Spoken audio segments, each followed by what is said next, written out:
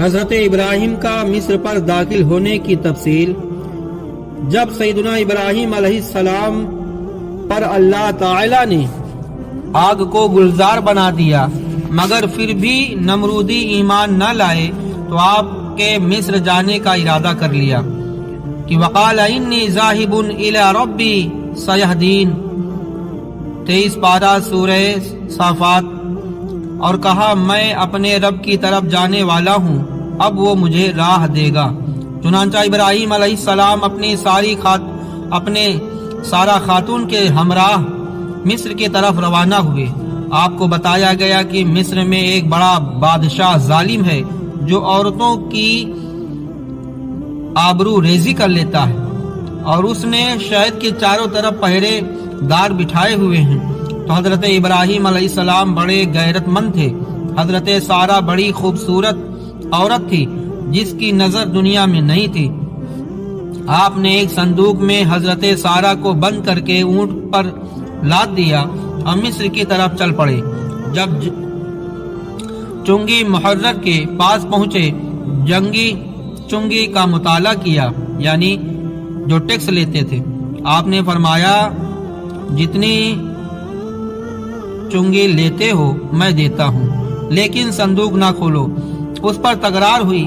آخر کار ان لوگوں نے صندوق کا منہ کھولا اور دیکھا کہ صندوق میں ایک عورت صاحب حسن و جمال ہے۔ کہنے لگے اے ابراہیم، کیا یہ تمہاری بیوی ہے؟ آپ نے فرمایا یہ میری بہن ہے۔ وہ لوگ دینی بہن ہے۔ وہ لوگ کہنے لگے۔ حضرت سارہ کو بادشاہ کے مکان میں لے گئے اور حضرت ابراہیم کو باہر روک دیا، مگر اللہ تعالی نے اپنے فضل و کرم سے کمرے کے سارے پردے، سارے حجاب ابراہیم سے دور کر دیا، اور باہر سے حضرت سارہ کو صحیح طور سے دیکھ رہے تھے۔ ظالم بادشاہ سارہ کو دیکھ کر بری نیت سے اپنا ہاتھ حضرت سارہ کی طرف بڑھایا تو اس کا ہاتھ اور پاؤں خشک ہو گیا، سوکھ گیا، فالس مار دیا۔ ظالم نے کہا تو جادوگرنی ہے جس سے ہاتھ اور پاؤں خشک ہو گیا۔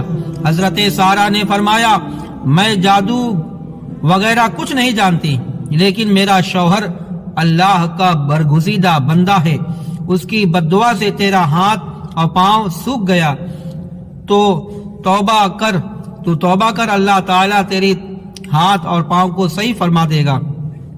ظالم نے توبہ کی، اللہ تعالیٰ نے اس کے ہاتھ اور پاؤں کو تندرست کر دیا۔ ظالم نے جب پھر حضرت سارہ کی طرف نگاہ کی تو اس کی طرف برا ارادہ کیا، تو اللہ تعالیٰ نے اس کی دونوں آنکھوں کو اندھا کر دیا۔ کہنے لگا تو بڑی جادوگرنی ہے۔ حضرت سارہ نے کہا معاذ اللہ، اللہ کی پناہ، میں جادوگرنی نہیں ہوں، لیکن میرا شوہر اللہ کا دوست ہے۔ تو نے میرے ساتھ برا ارادہ کیا جسے اللہ تعالی ناپسند کرتا ہے، تو اس نے تجھے اندھا کر دیا۔ تو اپنے جرم سے اللہ کی بارگاہ میں توبہ کر تو خلاصی حاصل کر سکتا ہے۔ ظالم بادشاہ نے توبہ کی، پھر تیسری مرتبہ سارہ کی طرف نظر اٹھا کر دیکھا تو اپنا ہاتھ برے ارادے سے بڑھایا تو اس کے ساتوں اعضاء خشک ہو گئے۔ کہنے لگا اے عورت تو بڑی جادوگرنی ہے۔ آپ نے کہا میں جادوگرنی نہیں بلکہ میرا شوہر اللہ کا خلیل ہے جس نے تیرے لیے بددعا کی ہے، جس کی وجہ سے تو اس مصیبت میں گرفتار ہو گیا ہے۔ تو حضرت ابراہیم علیہ السلام جو میرا شوہر ہے، پھر اس ظالم بادشاہ نے حضرت ابراہیم کو بلا کر معذرت کی اور معافی مانگی۔ کہا اے ابراہیم جو حکم کرو میں تابع دار ہوں، اپنے رب سے دعا کرو کہ وہ مجھے اس مصیبت سے معافی دے دے۔ آپ نے دعا فرمائی، بادشاہ کو مصیبت سے نجات حاصل ہوئی۔ اس نے حضرت سارہ کو اپنے ایک نیک بخت غلام لونڈی حضرت ہاجرہ دی۔ حضرت سارہ کو سیدنا ابراہیم کے سپرد کر دیا۔ کتاب